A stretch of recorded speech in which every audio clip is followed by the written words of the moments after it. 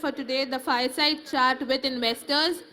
I think इसकी बात है तो सब रुकेंगे अब सुनने के लिए कि how to gain that investment started, or how to pitch yourself for gaining those investments, those funds. And I think we have the most right person here to moderate this particular session. We have with us Shri Raj Bhat sir. Sir is an advisor for IIT Mandi, the Catalyst Incubator. He's an entrepreneur, a mentor, an educator, and has helped numerous startups and growth stage companies. And I think enthusiasm कुछ ज़्यादा ही बढ़ा दिया मैंने, कोई बैठ ही नहीं रहा है. I request all to please be seated as we begin our next panel. I know it was supposed to be a short break, but we are planning to give a longer one after this panel. So the special areas of interest for Sir are in entrepreneurship education, online education and training, leadership councils, growth stage mentoring and knowledge management. Sir will be a key driver for today's session, and I request Sir to please invite the panelists for the session.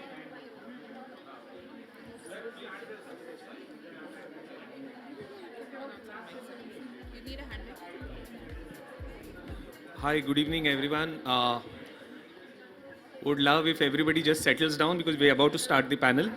Let me start by inviting the ladies on the panel first. Sushma, if you can join us on stage, thank you.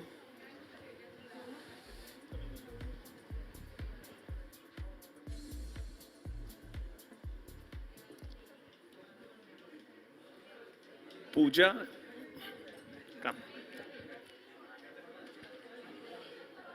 Thank you.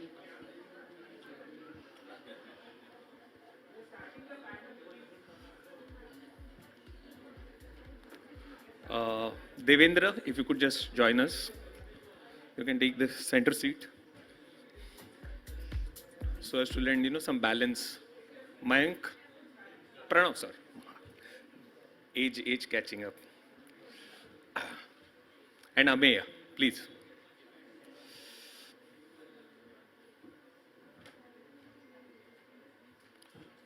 So, are we starting or we are waiting for the audience to come back? Because but we can start. Okay.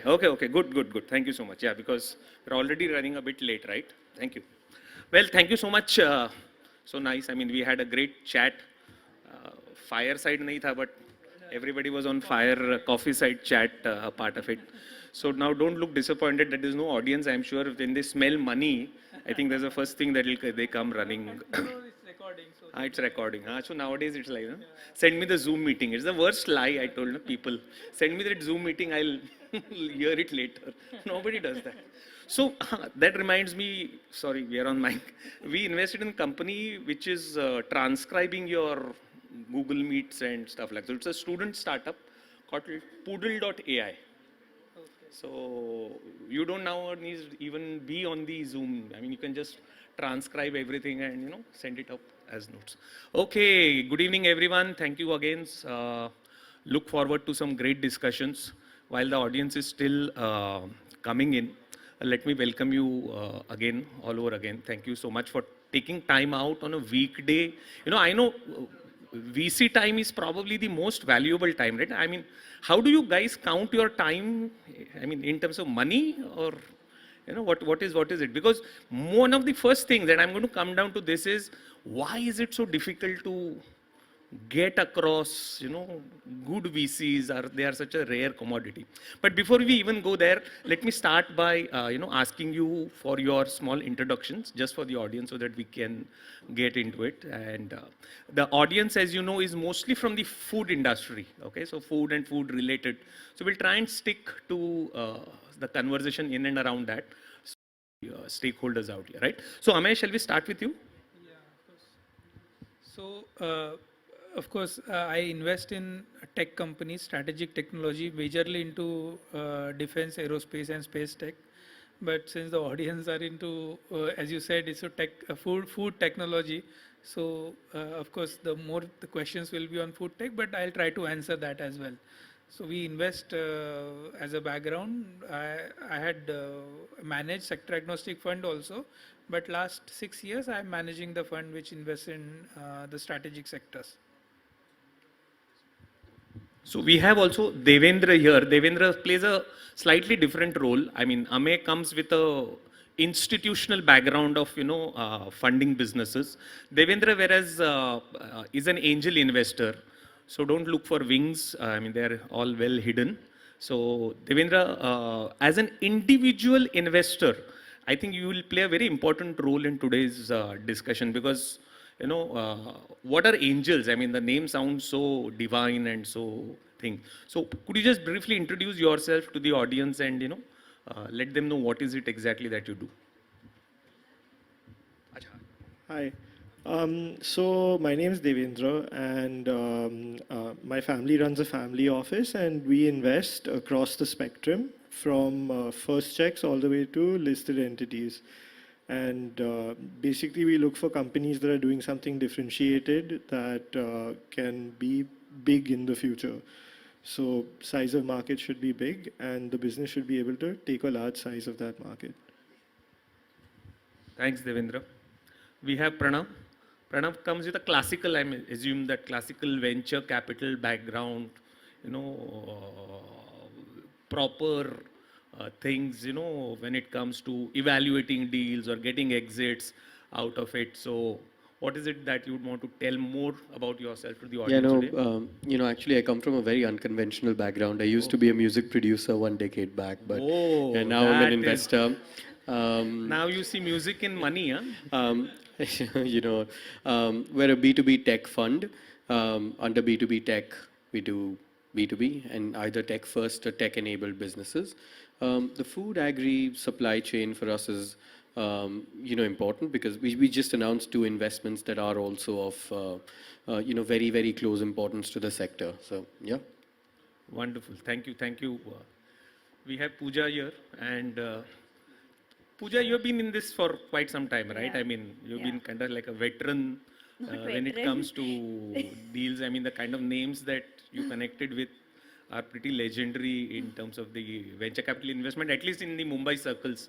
Let me put it that way. So, Yeah, hi everyone. I'm Pooja. I work with Equanimity Investments. We are an early stage venture capital fund investing from seed to Series A stage. We invest across sectors in tech-enabled companies, so including agri-tech, food tech as well. So, yeah. thank you, Pooja. And now, of course, somebody who's from 𝐸𝐴𝐲𝐻, is a very, very important designation to have because, 𝐸𝐴𝐲𝐻 is such a legendary name when it comes to impact investing. I think probably you guys were the first ones to start this whole thing. So Sushma is here. She has been with 𝐸𝐴𝐲𝐻 for a very long period of time, and now she started her own fund. So she'll tell us about what it is. Sure. Thanks so much for having me here today. So as he mentioned, I was with 𝐸𝐴𝐲𝐻 for 13 years. I have led investments in financial services, agri-businesses, various supply chains. So have very strong understanding of rural markets and what models have worked, not worked, why they haven't worked. But now I have launched this $100 million fund called 108 Capital, which will be leveraging on the Digital India stack to build businesses, again solving for very large India-specific problems. We'll be looking at mostly B2B businesses in sectors like agri, supply chain, logistics, financial services, and so on. Thank you.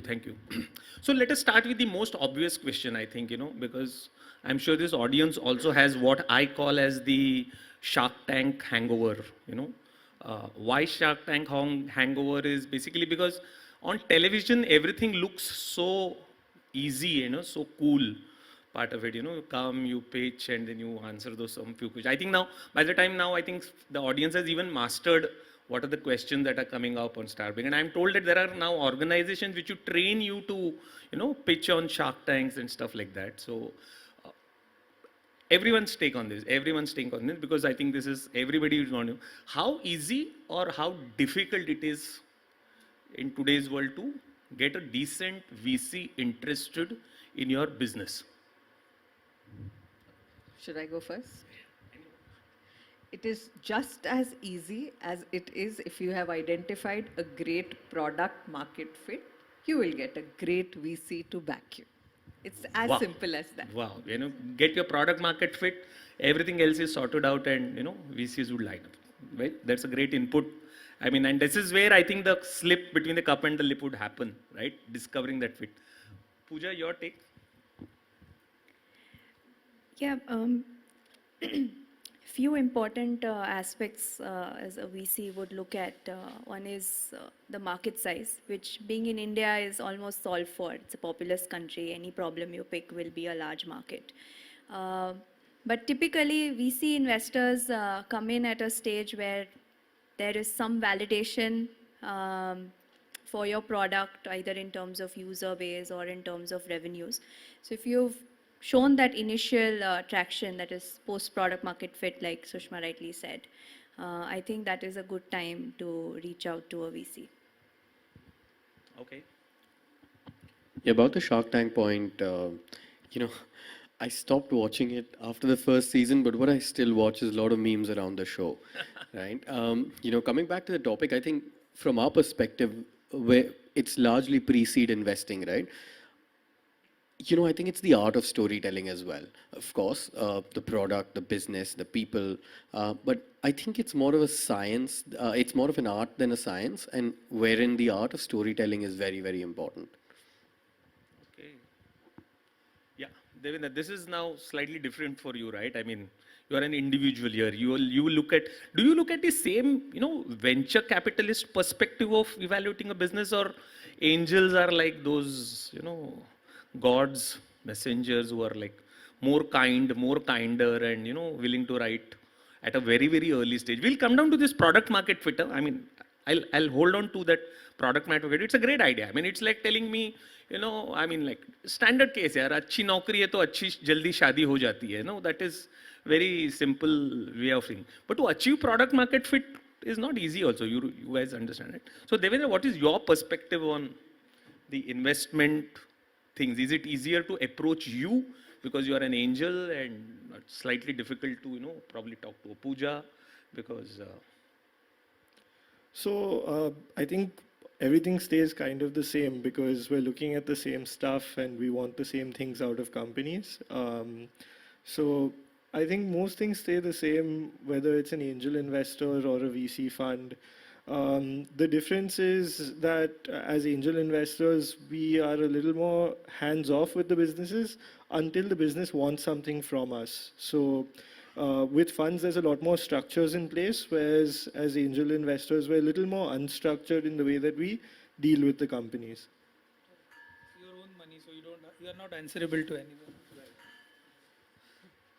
So, of course, most of the points covered by the panelist, right market fit, the problem solving thing. Coming to the Shark Tank thing, see, it actually create the hype as well as there are a lot of investors which are already there. Nowadays, high net worth individuals also are taking the call for investment in small and micro entrepreneurs. I'll give you one example where I had invested in company which is into EV. It has a dual application. So it was in defense as well as delivery thing. So I had invested very small amount, the smallest investment I have done in that company. But then they got a chance to present on Shark Tank. Luckily, 4Shark has invested. So 4Shark, everybody was knowing them, like from our, it was first season, I believe, and that time the hype was also nice. So all big people from chief minister to everybody has visited their plant, and the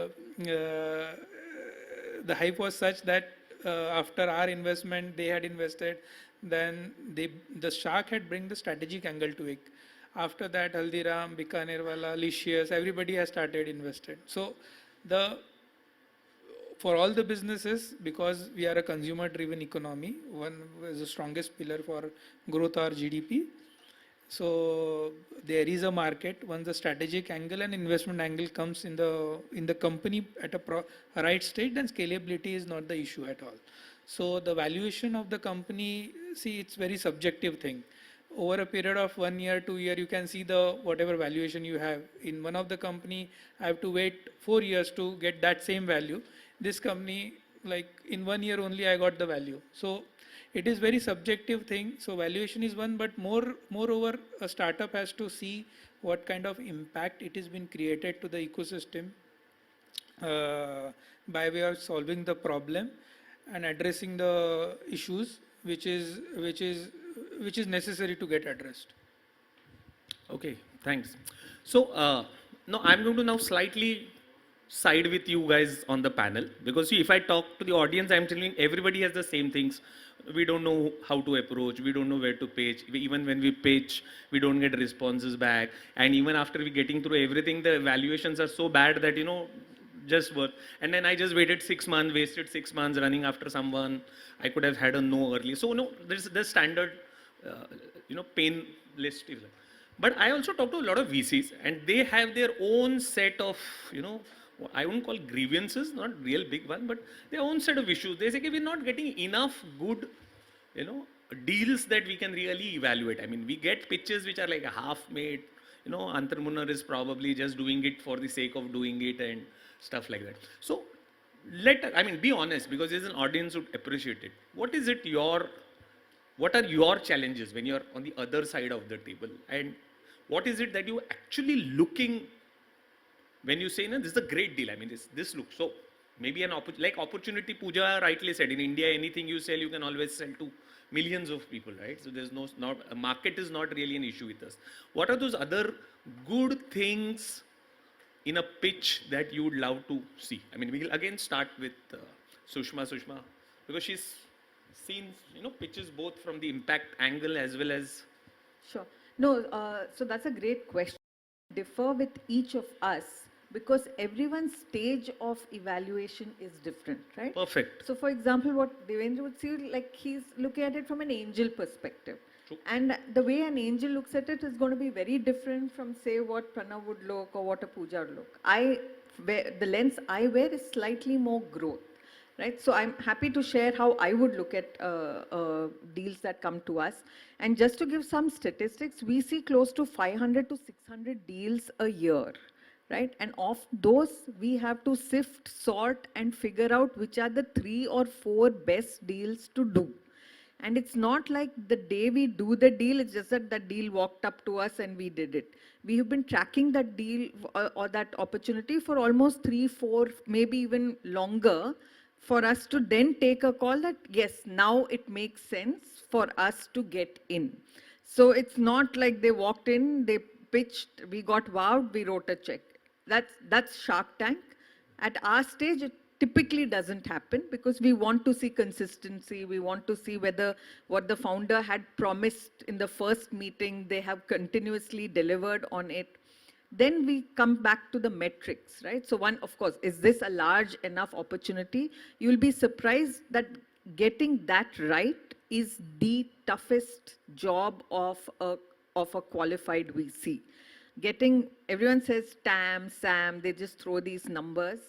But actually identifying the depth in the market for that product is one of the hardest things we try to figure out, right?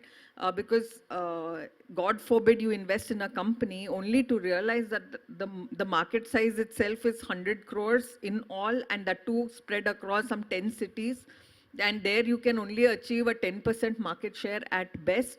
Then you're just sitting on a subscale asset, and that's not the best outcome for any VC. So one for us is identifying which are these large, deep markets that products are addressing. Then, of course, the quality of the founder plays a very important role, and not just the founder. It is the team that the founder has been able to attract, because it is the team that takes them through. And third, the business model itself, like how are they going about like if it is a food business, food tech business, what is the product that they have developed? Is that product getting acceptance? Is there a need for a product like that? And are people willing to pay a certain price that is being underwritten? Will that price sustain? Will people come back to buy it more frequently? So the repeat rate. And then it comes to what is the cost of acquiring a customer?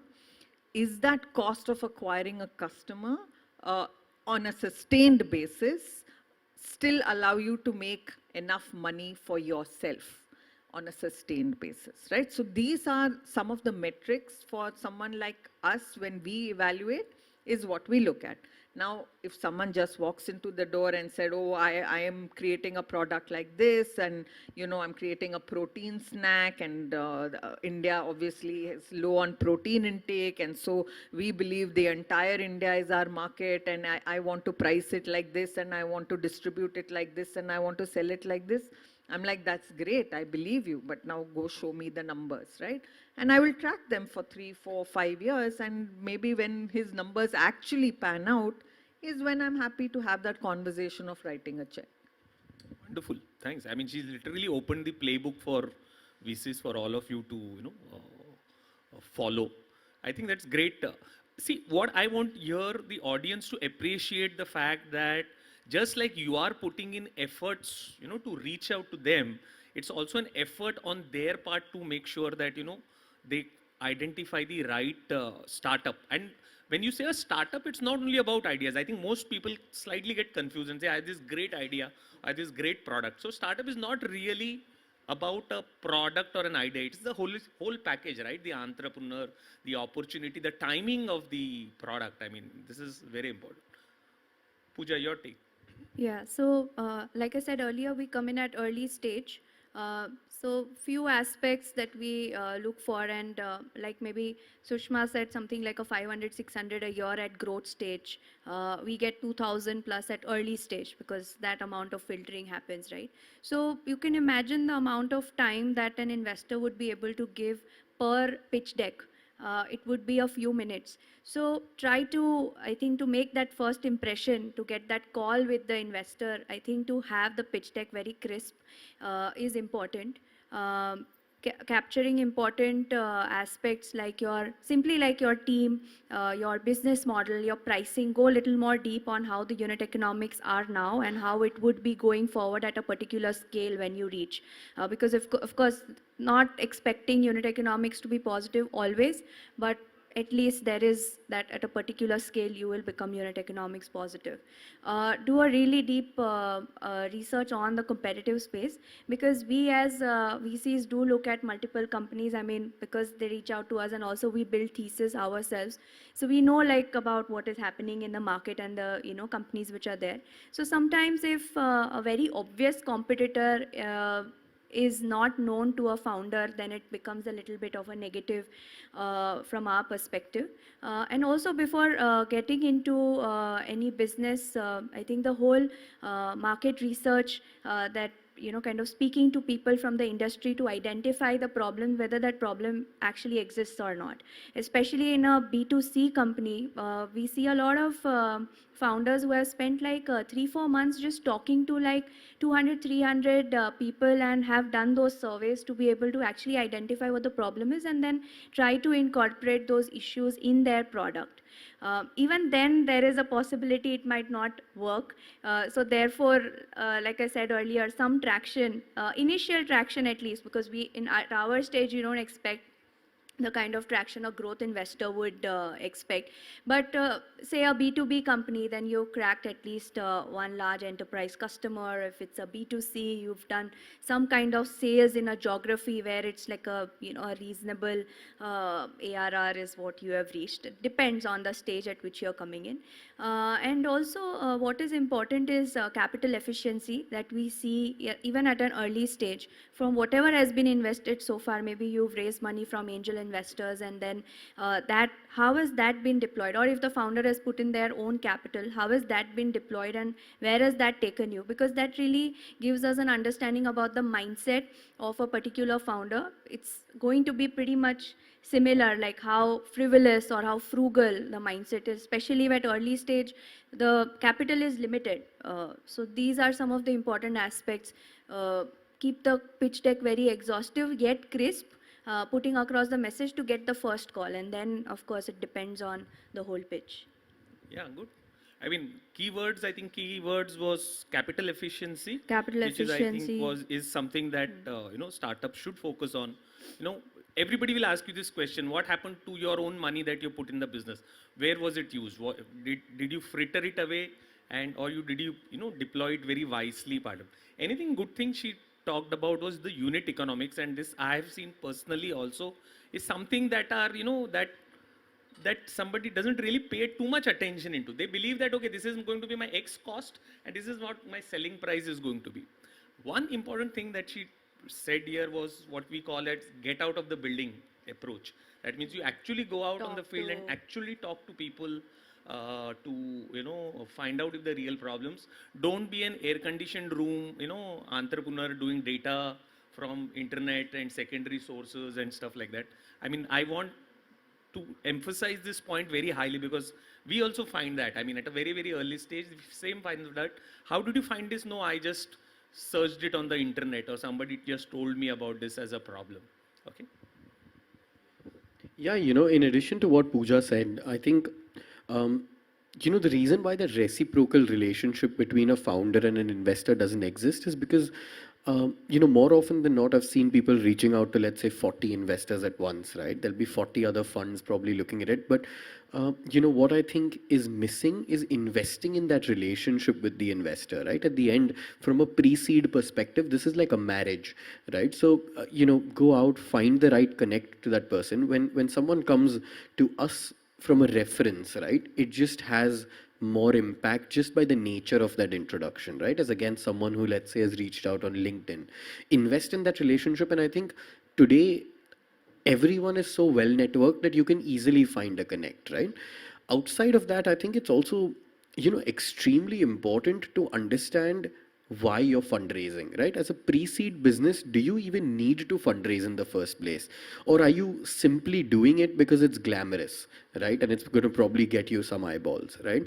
The question is, okay, are you fundraising for a valid reason? Okay, sure. If you are, then at the end of that fundraise or at the end of that deployment, where does it take you, right? And if it takes you to a meaningful position where, let's say, funds like Shweta's come in, then it makes, Sushma's come in, right? Then it makes a lot of sense, right? Because for us as pre-seed investors, we'd like to invest enough capital to bring the business to a point where we can pass the baton to funds like hers, right? And, if you're going to tick all these boxes, then sure, it makes sense. But then there are also some extremely meaningful businesses in India that have been built completely bootstrapped, right? Or bootstrapped at least until a very, very late stage. So I think answering that question is extremely important. Oh, thanks. It's another good perspective to have is, as he rightly said, you need to be very, very careful when you are actually approaching the venture capitalist and have that reason. I mean, today a lot of people want to pitch or raise money because it's fashionable or because there is a peer pressure to a certain extent also that, oh, you're a startup, how come you're not pitched, how come you're not raised any money. So the reason for the capital is very important, and sometimes I think it gets all muddied up. I mean, you may be needing debt, or you may be needing a bit of a working capital, or you may be needing some good paying customers to fund you. But what you are actually seeking is equity, right? I mean, this is a big mismatch that will always, because the VC is very clear in what they're investing. You need to be clear as a startup entrepreneur as to what is the reason for this money that I'm seeking right now and how will that be utilized. So I also try and pay a lot of attention to the people who are running the business. A few things that I look at over there is this person in the business for the right reasons, right? Does he have a North Star and a passion for why he wants to be in this business and this specifically? So a lot of the time, if the person's not in the business for the right reasons, they may exit the business over time, or they may follow competitors or do things that may not be the right call for the business because a lot of the market is doing it. So one thing is the person passionate about the business? Because then they'll have that North Star in them for wanting to move in the direction that's right for that business. The second thing is trying to find out about the person's integrity. Are they going to do the right things for all stakeholders involved, be it their customers, their employees, the investors who come on board with them? So checking the integrity of the person is something that's actually one of the hardest things to do, but one of the most important. And the third is grit.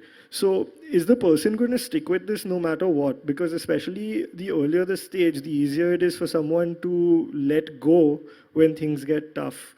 So these are three things: passion, integrity, and grit, that I try and look for in people.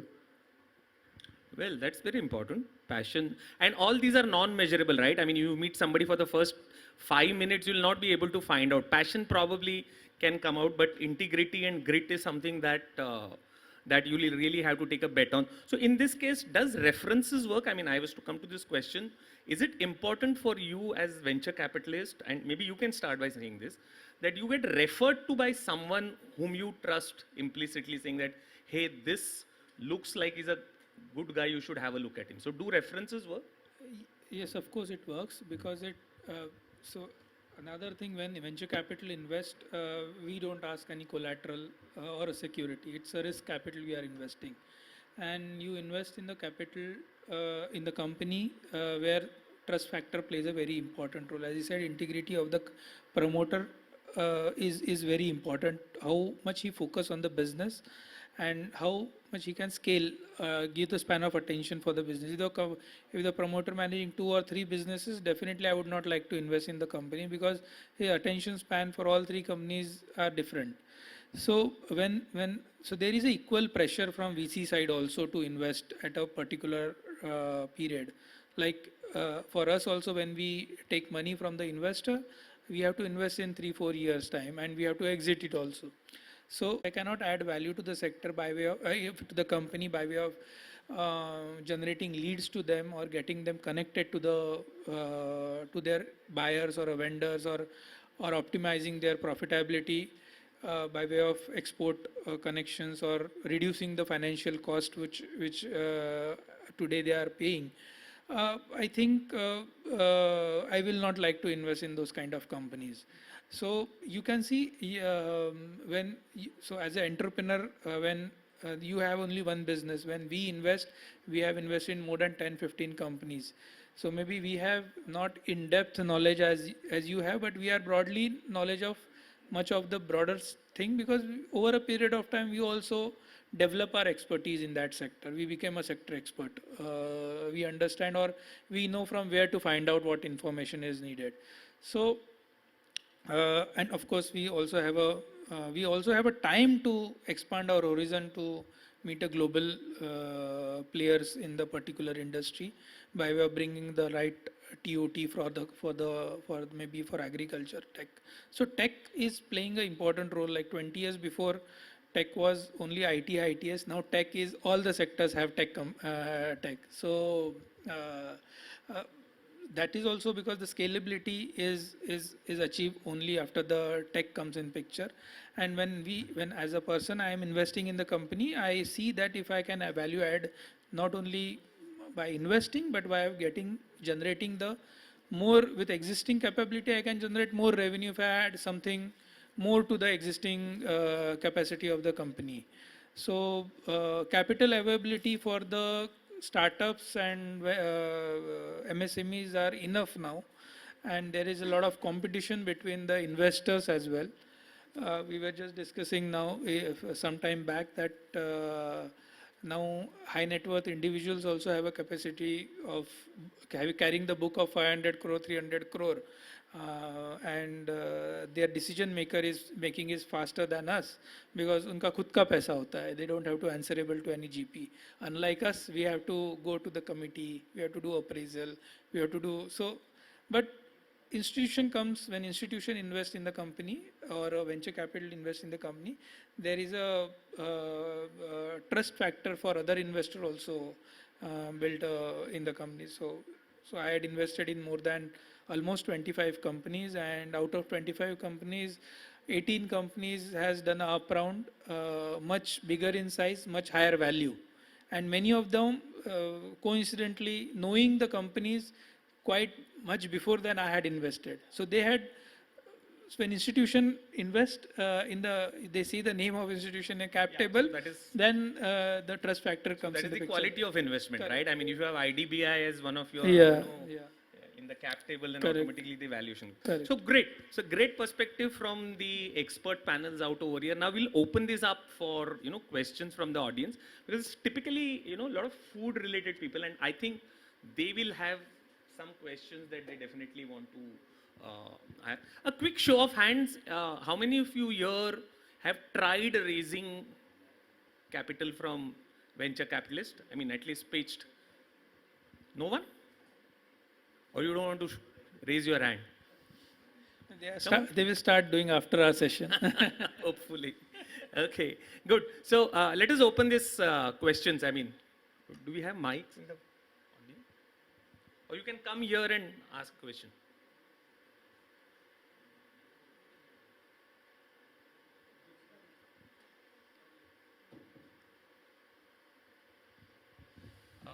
You can introduce yourself quickly. Hi, I'm Vaishali Menon, CEO for Golden Grass. We are a company, we manufacture jams, jellies, pickles, relishes, chutneys, sauces. We are completely bootstrapped and proud to be bootstrapped. Don't want to pitch as of now to investors and VCs because we don't want that sword hanging on our head. We are looking for grants from government. We'll reach a stage, then we will come to investors. Yeah, so I guess somebody did mention that, you know, it's okay to be bootstrapped. We want to be that. We are not looking. I do think like a Marwadi. It's a product I want to sell, build my net worth, and then look for loans or whatever, because it's my business. I want to run it my way, not like somebody telling me कि ये कर दो तो इतना ज़्यादा scale up हो जाएगा, ऐसे कर दो तो वैसे हो जाएगा, because it's a passionate business that we are doing. So it's a validation to our thought when somebody said it's okay to be bootstrapped. It's not, we don't want to be fashionable and looking for investments. Thank you. Vaishali, right? You said? Vaishali Menon. Yes, Yep. Vaishali. So, Thank you. good question. I mean, is VC investment bad? I mean, do you guys backseat drive, or do you guys tell startups that, you know, please go right, please go left, you know, don't look at Google Maps? Do we do that? I mean, question. Sir, You have 25 investments, right? I mean, yeah, so simple answer, पैसे कमाना गलत नहीं होता, bad नहीं होता. So we invest and it's mutual benefit to both of us, like an entrepreneur to the investor also. And moreover, there is a segment which has been of investing segment is growing in India. So definitely, of course, your view and other, we have created unicorn because of venture capital funds which are there. So for any R&D thing or a new innovation, you need a patience capital. Banks are not, so banks working capital cycle is 90 days because of RBI guidelines. A company want to invest in R&D things, which is actually need for the country, where we can actually capable for real Atmanirbharta. So you need a fund for R&D. That's why in the last budget also. Amey, we will stick to this question. Yeah. Are you guys, you know, bad for startups because, you know, you No, that's what I'm hang like saying. a sword on their head and get up in the morning No, call? I just said you we know, are what actually adding because, strategic I mean, value. Vaishali here thinks that, you know. No, that's it's, okay. It's her No, so thinking. see, also we are a product-based No, company. yeah, When I agreed. have what I No, have realized. I have absolute lot of respect for, you know, bootstrapped startups, and may your tribe increase. I know these people will not like it, but but to No, not sure, raise I'm money, sure, not I to, don't but not mind raising going money to- because you feel I somebody. will come and pitch because we want to practice She- pitching, we yeah. will come and pitch, but She we will will approach us probably at we right will time, At the right offer, right will time, at a refuse. more valuation. Yeah. That's good actually. Yeah, and also because we Sushma, are you're- such at a very young stage, Yeah. and anyone would want to take a bigger pie from True, us. You will give us the network, you will give us the market, you'll give us all that. We'll have to share a bigger chunk of the pie, which probably we are not willing to do it at this Sir, point. we have one question. I'll come to you. One question. I'm done. Thank you.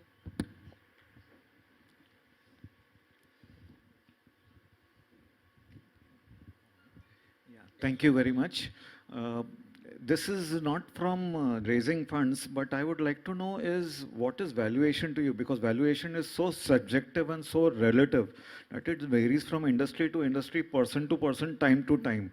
So if you guys could share your perspectives on valuation, I'm sure it will be different for each one of you. Thank you.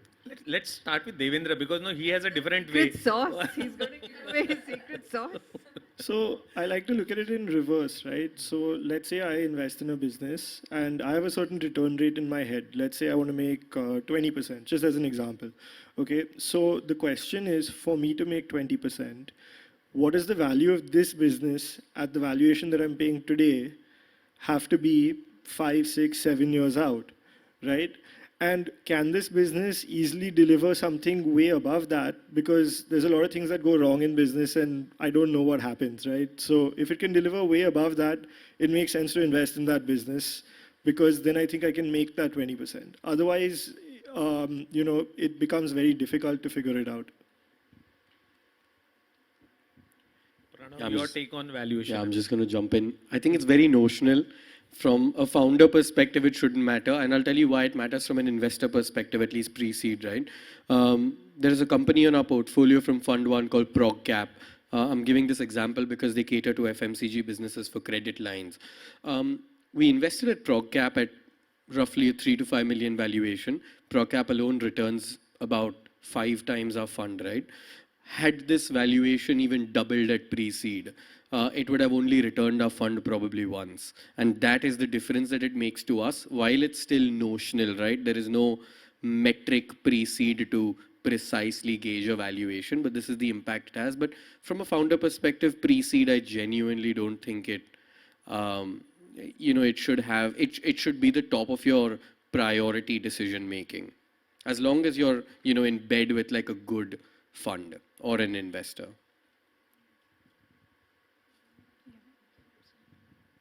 Yeah, I mean, can you hear me? Yeah. Valuation is very much, we say it's art than a science. But from a founder perspective, I think you should look at it, okay, how much are you diluting at an initial stage? Sometimes when we come in at a, seed or a pre-series A stage, sometimes with just an angel investor or a few angel investors have taken like 30%, 40% of the company. That doesn't work because at each stage, like even at growth, there are some certain metrics, like this is a very thumb rule, like which you can apply. Okay, at pre-series A, you should be at least like 70, 80% founder's stake should be there because their skin in the game should be there. The founder should be, having that kind of encouragement and motivation to work for the company. If they are like at a very low stake, then it doesn't really have that. And maybe at a growth stage, you should at least try to maintain 50, 60% stake. So that way, if you see how much it keeps diluting, you can accordingly take a call. Sushma?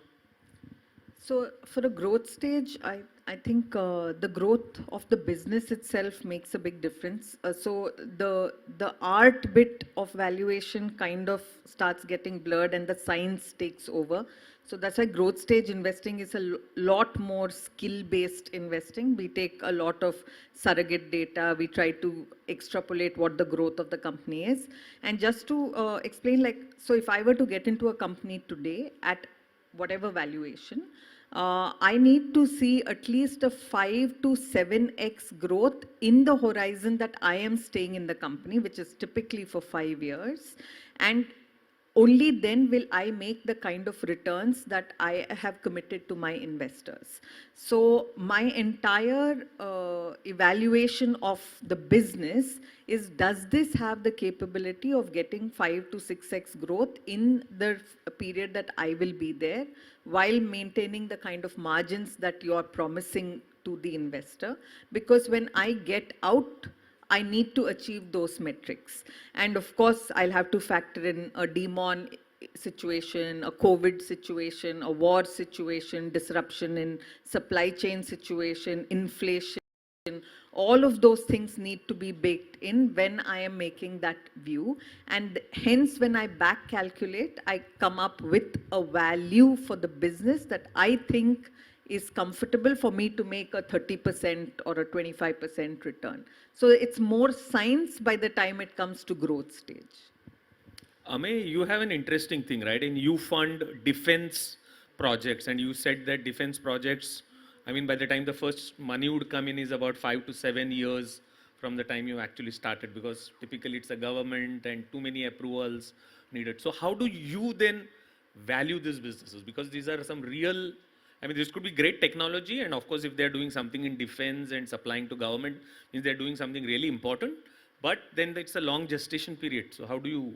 So it used to be 7 years, now it is 3 years. And globally, innovation has started from defense sector. So you see all this FANG, Facebook, Alphabet, all these FANG companies also started by a incubation company called 𝐤𝐿, which is a parent of, which is a arm of CIA. And that's how the innovation has started, and then it has been scaled to civil applications like World Wide Web also we saw. And since it has a dual application, I think the valuation and the timing of investment is also very important. So government is coming out with a lot of grant while developing the product. They are actually giving the grant, up to 10 crore they are giving the grant, which was unheard a few years before. There are particularly in this sector, more than 400 companies has received the grant. And once you are qualified to get the grant, these 400 companies which I am telling, they are getting MOQ sign on day one. Like MOQ is minimum order quantity. So there is a demand. And there is an export. Last year we exported 25,000 crores worth goods, worth defense product, which was also very new to this sector. Like we were the largest importer a few years before, now we became an exporter. So the policies plays a very important role, particularly in this sector. And coming to this valuation play, in any sector, valuation plays a very crucial role. But just one advice I will take to the founders, that don't compromise the business on dilution of your equity. So this example is there, like at the age of 60, Warren Buffett has earned his first $1 million. And Infosys founders are owning 1% of equity, which is billions of dollars. So percentage of equity is not important, than the creating value is more important. So at every point you need a capital, and the business which is continuously innovative, you have to put a lot of money in R&D, which can be funded through equity only globally. So dilution is evident. So we should not shy about dilution. So only 3-letter word you have to understand. They all look at one word called IRR. I mean, everybody will have a different IRR. That's a different thing. But all funds need to make definitely, because they are also, it's also risk capital to a certain extent. Not that all the investments that they have made are going to give them 5x, 10x, 20x. So there is a lot of risk capital that goes into it. So obviously their IRRs can be different, and IRR becomes the only real value by which when they discover good company. Yes, ma'am, you've been waiting. It's been a great session. Thank you all for explaining how you, your thought process on how you want to invest. I want to ask a very different question about a sector, right? What I do is I help FMCG brands become investable. right? There's a lot of pre-stuff that needs to get done to pique your interest, right? And so we do a lot of the shortlisting. Does it have that kind of capitalization possibilities? Does the market actually require another Maggie? You know, we go into all of that, and then is the founder ready to drive it? Is value chain proposition, etc. And it's predominantly in the FMCG space. Okay, I have seen a distinct pushback on investing in FMCG brands in the last 3 to 4 years, right? After the debacle of raw pressery and, you know, some of the other ones not doing as well, you know, the CPG brand investments, right, have significantly dropped. Is there an aversion to this sector?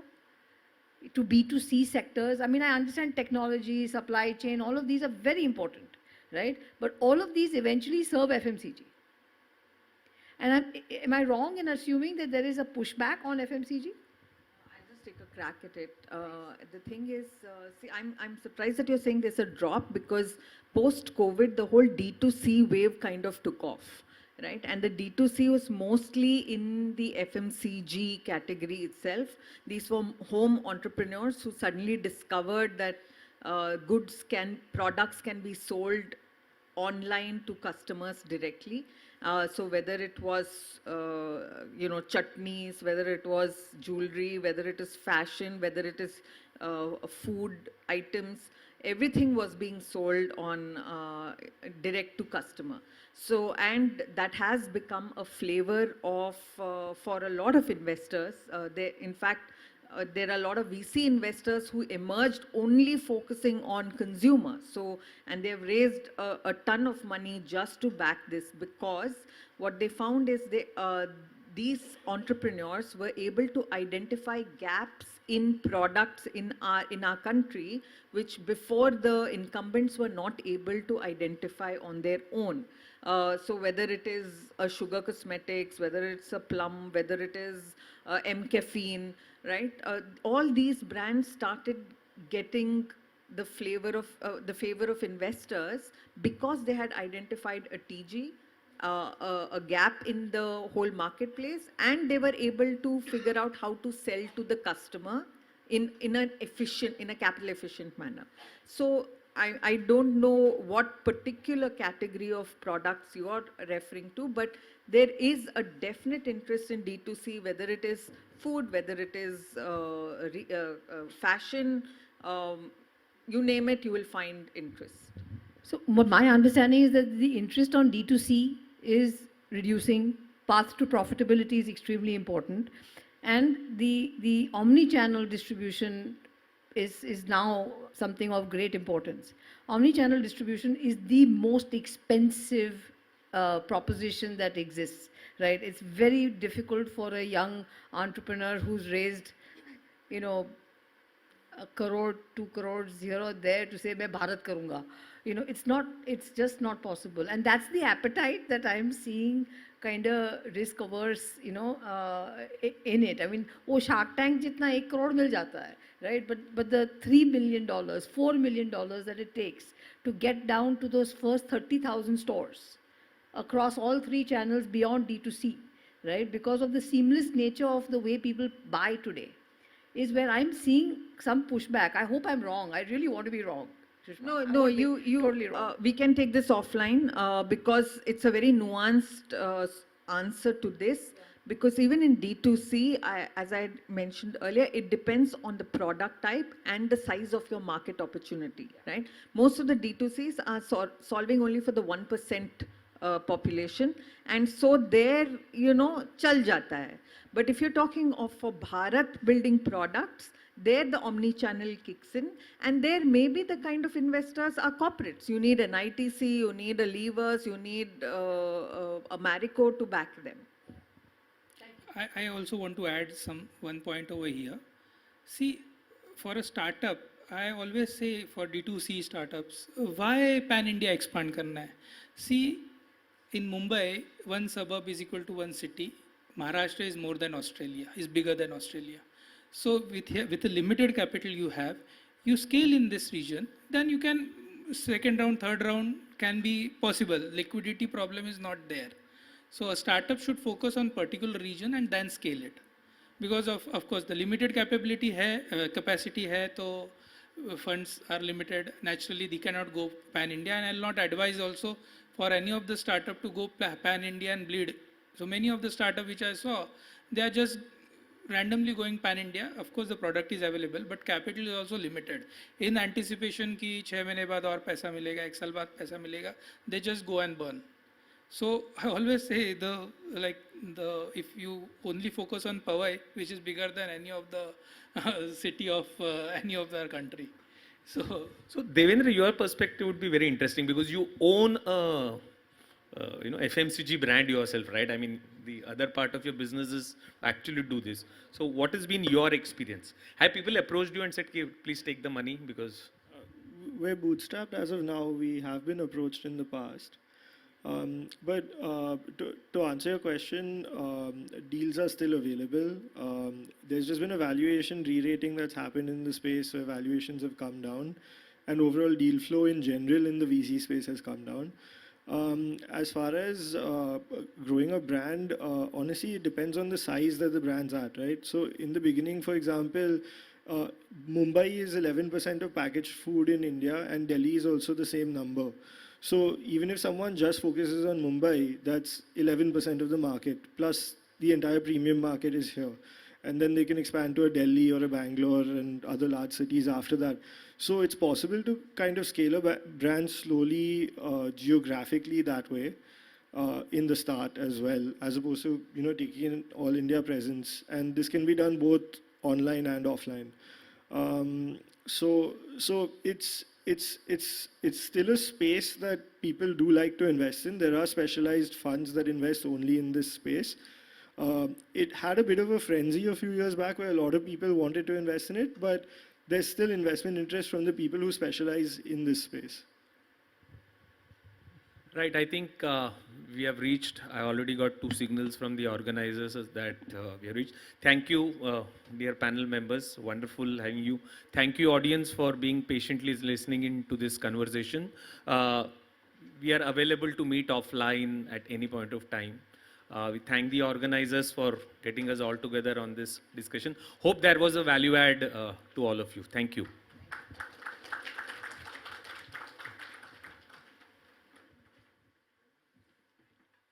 I thank the panelists and the moderator for such a thought-provoking, insightful session into you actually discuss the nuances of getting the finance, getting the funding, and with a diverse background that was there on the stage. Thank you for bringing out such wonderful discussion. The audience speechless. I think yes, sir, obviously. We have a small token of appreciation from the organizers for you. I request our moderator, Raj sir, to please felicitate. First, I would like to felicitate Ms. Sushma Kaushik. Ma'am, I request you to please come ahead.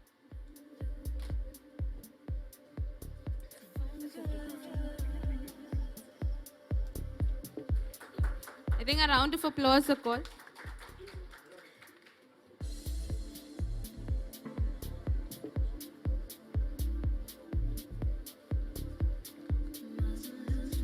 I now request Mr. Pranav Sanghvi to please come ahead and receive the felicitation.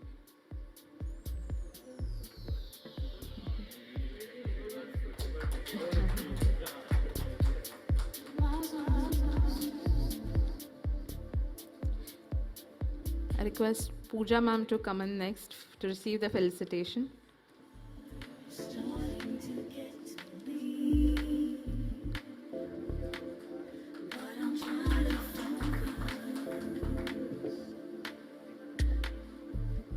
I then invite Devendra sir to please receive the felicitation.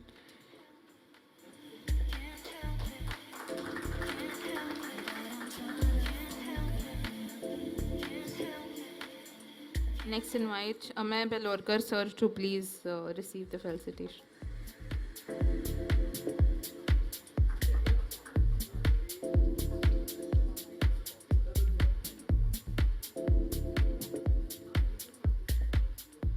I want to invite on stage Prashant Nagaonkar sir to felicitate our moderator for today. Sir, thank you for conducting the session so well and discussing the key topics that were in the heart of all our entrepreneurs present here today. Thank you.